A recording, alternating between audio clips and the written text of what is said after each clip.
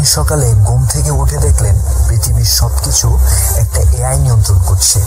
আপনার কাজ, আপনার সিদ্ধান্ত, সবকিছু তার হাতে। কি অসম্ভব মনে হচ্ছে?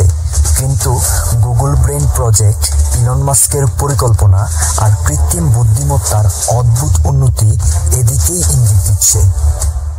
গুগল ব্রেনের প্রাক্তন বিজ্ঞানী জিওফ্রি হিন্টন পদত্যাগ করে বলেছিলেন, আমি এখন স্বাধীনভাবে বলতে পারি, এআই মানুষের অস্তিত্বের জন্য ঝুঁকি হতে পারে।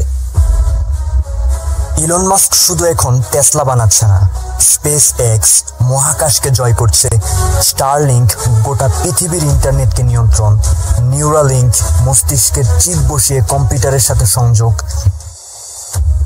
এক্স এআই নিজের এআই তৈরি করছে। One man for world. অনেকে ভাবে সে পৃথিবীর সব শক্তি নিজের হাতে কেন্দ্রীভূত করতে চাইছে। এআই একদিকে চিকিৎসা, বিজ্ঞান, মহাকাশ জয়ের মতো অসাধারণ কাজ করছে, আবার অন্যদিকে মানবজাতির ভবিষ্যতের জন্য এক অদ্ভুত ভয় তৈরি করছে।